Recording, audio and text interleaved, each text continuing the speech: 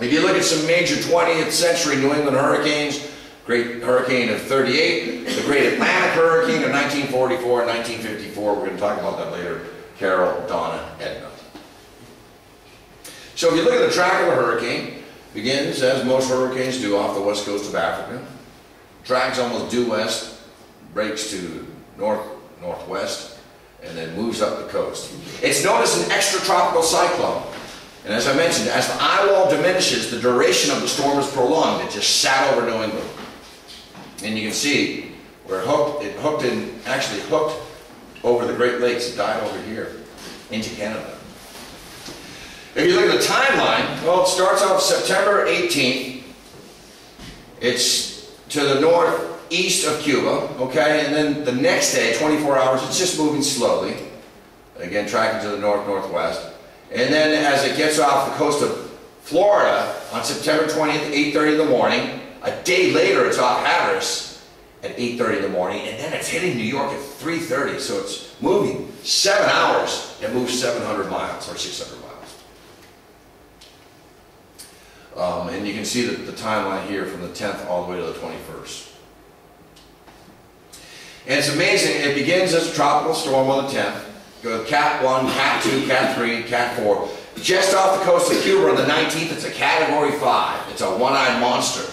And then on the 20th, the day before it hit New England, it's a Category 4 with 155 mile per hour winds. And then it hits New England at a 3. I call it a 3.5, between a 3 and a 4. That's what I estimate when it hit New England.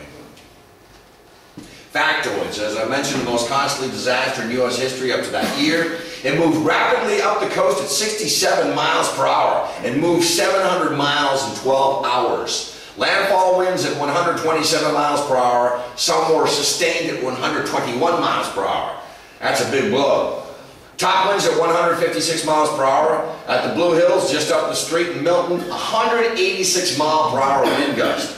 There were 40-foot storm surge in some places. And it hit at high tide, and the sea rose 17 feet in some places. Salt water sprayed houses in Montpelier, Vermont, 120 miles away from the ocean. Southern New England coastal areas were inundated. Most victims drowned. Some had their clothes completely blown off. And the first impact of the storm surge registered on seismographs in Alaska. And seawater destroyed vegetation 20 miles inland. Various communities here from Long Island, New York, all the way through Connecticut River Valley that suffered the consequences. You'll see a flood picture later at Peterborough, New Hampshire. Let's look at that summer of 38. Some of you were around then. Record precipitation took place in June and July. It was a muggy August, a really muggy September. From September 12th through the 5th and the 15th, they got 1 inch of rain each day. The rivers were rising. From September 17th through the 20th, there was constant rain. On September 20th, the heaviest rainfall, this is before the hurricane, and 13 inches of rain fell in 5 days in the Thames River Basin in Connecticut. Some areas reported 17 inches of rain in 5 days. So what do you have? You have soft soil, weak foundations, and the roots for the trees, so the hurricane's impact will be exacerbated. And if I could just move forward in time, in 1941, one of the lectures I do, there was a great Brent Rock fire in April of 1941, burned out most of coastal areas of Marshfield.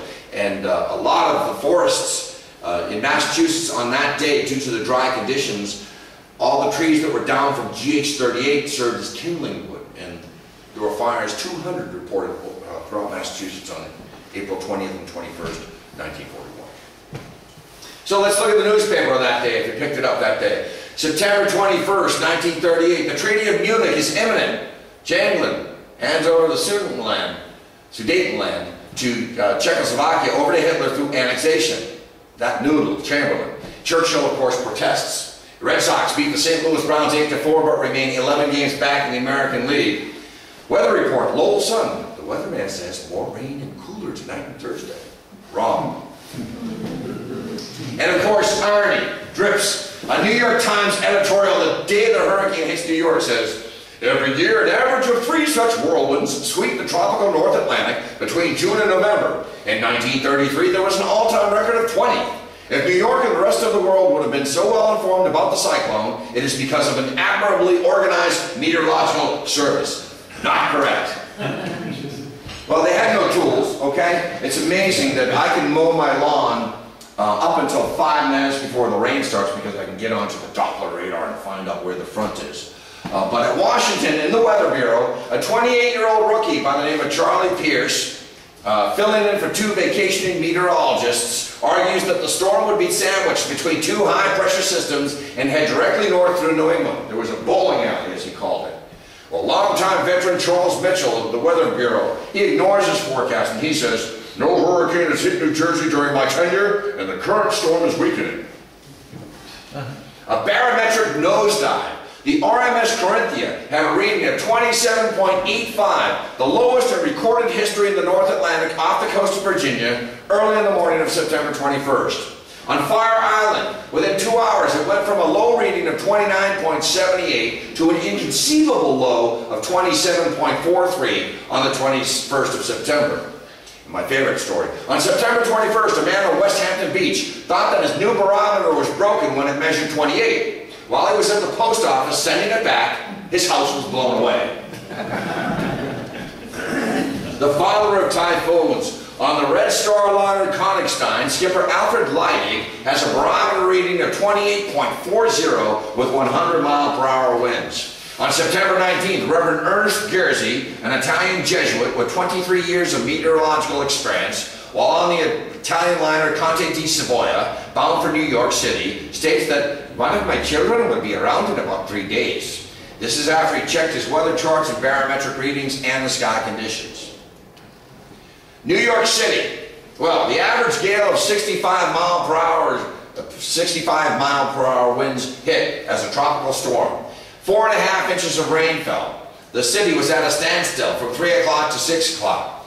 Thousands were marooned in office buildings. There was extensive flooding of streets and basements. At 8:45 that night, a power failure at Consolidated Edison left all of the Bronx and parts of Manhattan in darkness. The only death was a hitchhiker who abandoned the stalled car, given a ride by a kind driver. He got out and was carried away by the current. At Fort Schuyler Road and Throgs Neck, they had 9-foot waters at 7:30 p.m. And here we have the storm's first heroes. J. Gilbert Finning, age 40.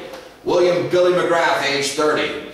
During the evacuation of Fort Schuyler Road, Finning slips and falls while pushing an elderly woman in a boat. McGrath goes after him. They both perish.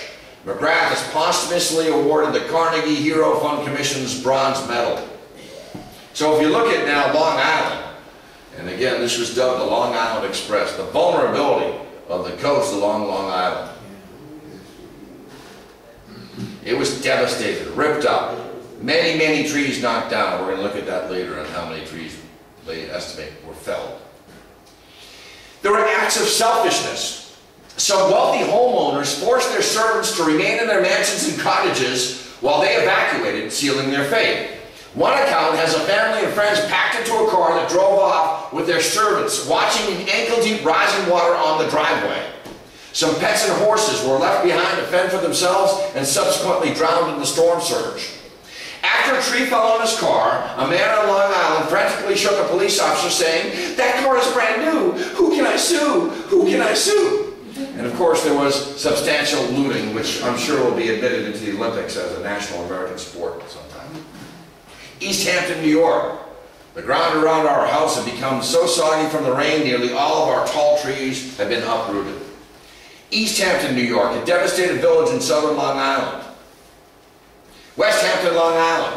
28 dead, 4 missing. 153 of 179 houses were destroyed. Trees fell like 10 pins along the highway. The Long Island Expressway was blocked off and bottled up. Bridgehampton, New York, devastated. Of the estimated 2 billion trees that were lost in the Northeast during this hurricane, 3,500 trees were lost alone in the Bridgehampton, Sagaponack, Hayground area alone. The elms and locust trees that formed a half-mile-long arch over Main Street had been planted before the American Revolution and can still be seen in the canvases of many important artists. When the storm was over, 42% of the Main Street elms were gone.